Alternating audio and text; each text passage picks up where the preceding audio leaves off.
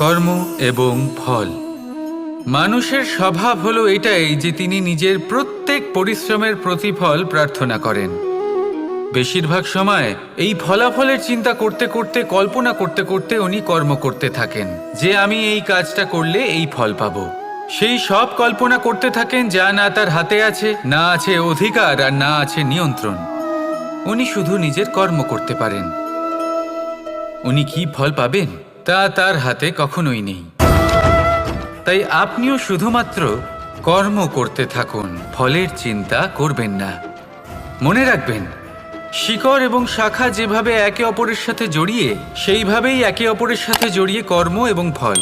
যেরকম কর্ম আপনি করবেন সেরকম ফল আপনি অবশ্যই পাবেন। তাই এই ফলের আশায় কর্মের সময় কখনোই নষ্ট করবেন না, কারণ যে ব্যক্তি সময় নষ্ট করেন, সময় সেই ব্যক্তিকে অবশ্যই নষ্ট করে দেয়। কর্ম করুন নিঃস্বার্থভাবে, ফলের চিন্তা করবেন না, আর আমার সাথে ভালোবেসে বলুন রাধা রাধা। কাল, আজ এবং কাল। আমাদের সমগ্র জীবন এই তিনটির আশেপাশেই ঘুরতে থাকে। আমরা সবসময় বিগত সময়ের বিষয়ে ভাবতে থাকি। অতীতে যদি আমাদের দ্বারা কোনো ভুল হয়, সেই বিষয়ে ভেবে ভেবে আমরা সবসময় অনুতাপ করতে থাকি। এটা উচিত নয়। দেখুন, অতীতের থেকে শিক্ষা লাভ করা অত্যন্ত আবশ্যক, কিন্তু সেই ভুল যাতে আবার না হয় সেই কাজটা কিন্তু আপনাকে বর্তমানেই করতে হবে, তাই না?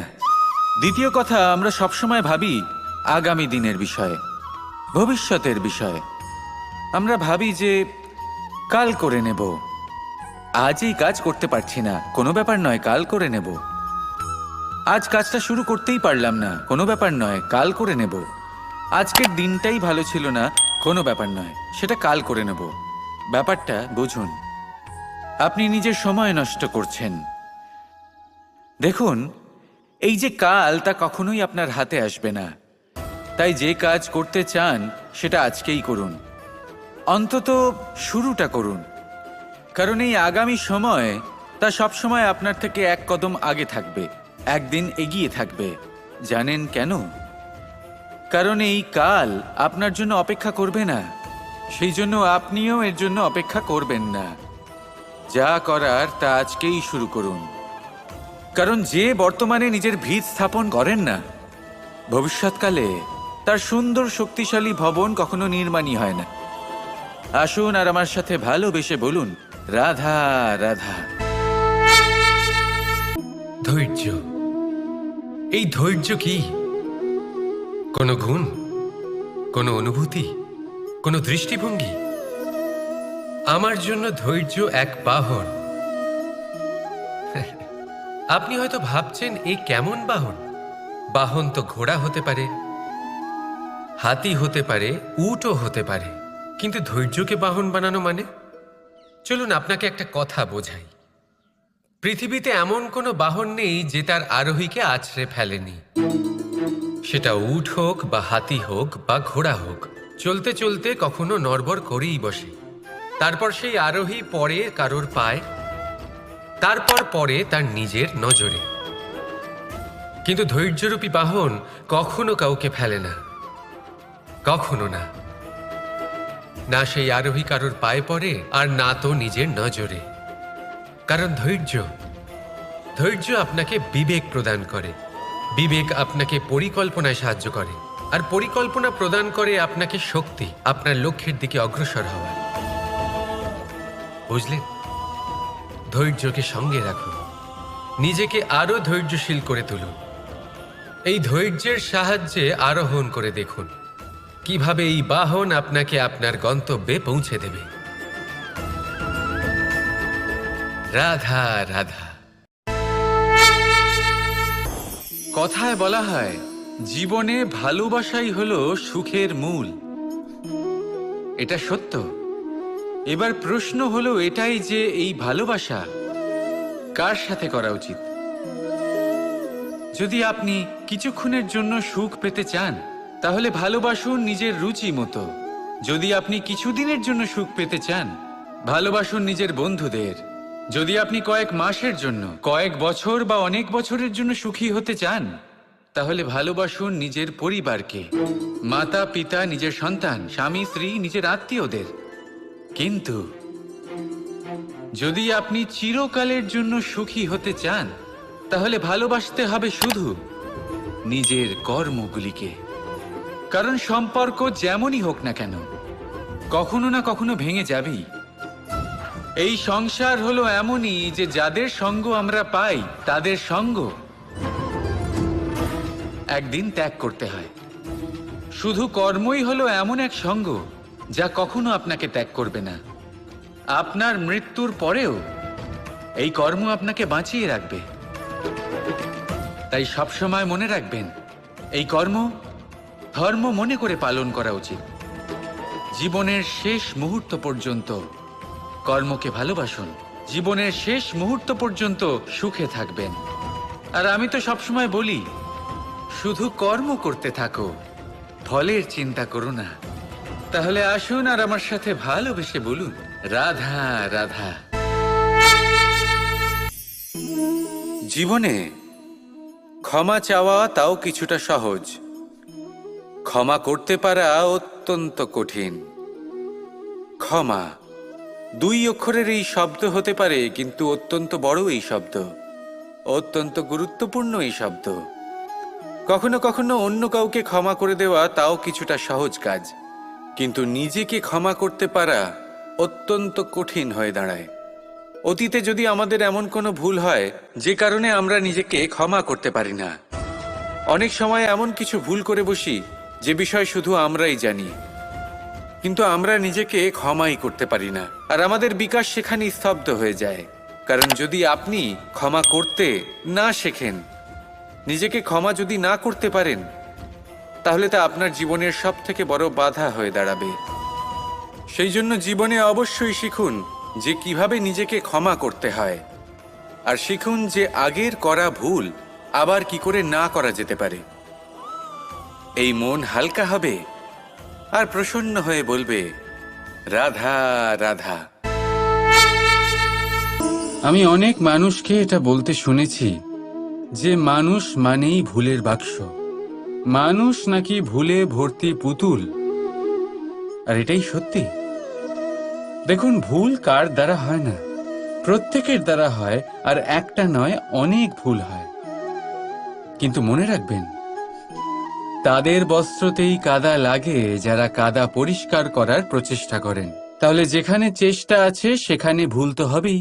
এবারে যদি আপনি কোনো নতুন সংকল্প করতে যান, কোনো বড় কাজ করতে যান, আর আপনার দ্বারা কোনো ভুল হয়ে যায়, তাহলে কোনো ব্যাপার নয়, তার জন্য পস্তাবেন না। নিজের ভুলটাকে চিনুন, তাকে বুঝুন, তাকে শুধরাবার চেষ্টা করুন। আর সব থেকে জরুরি কথা, নিজের ভুল থেকে শিখুন। তাদের হাত থেকেই রক্তপাত হয় যারা কাঁটার মধ্যে লুকোনো ফুলকে খোঁজার চেষ্টা করে। তাই মনে রাখবেন, যে জীবনে কোনো ভুল করেনি সে জীবনে নতুন কিছু করার কোনো চেষ্টাও করেনি। এই ভুল আপনার সব থেকে বড় শিক্ষক। তাই সেটাতে দুঃখী হবেন না, তার জন্য পস্তাবেন না।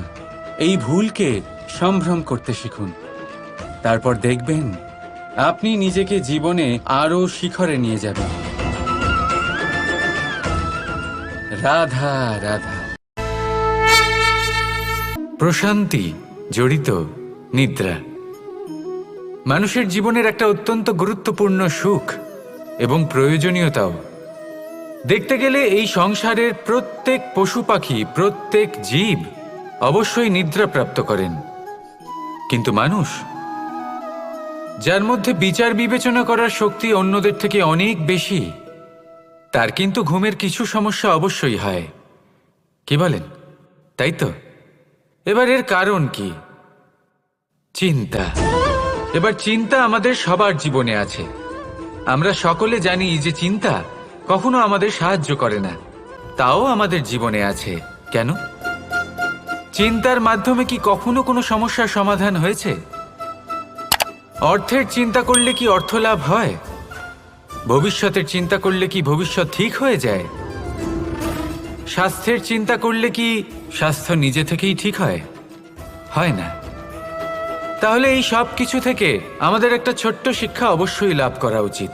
আপনিও আপনার কাঁধ থেকে চিন্তার এই বোঝা নামিয়ে ফেলুন। আর এই সব ইচ্ছে একত্রিত হয়ে আমাদের মনে চিন্তা উৎপন্ন করে। তাই এই চিন্তাগুলিকে ত্যাগ করুন। প্রকৃতির প্রেমের ওপর বিশ্বাস রাখুন। মনে রাখবেন, যিনি চিন্তামুক্ত হবেন তিনি চিতামুক্ত হবেন। সুখের নিদ্রা প্রাপ্ত করুন, আর নিদ্রায় যাবার আগে আমার সাথে ভালোবেসে বলুন, রাধা রাধা।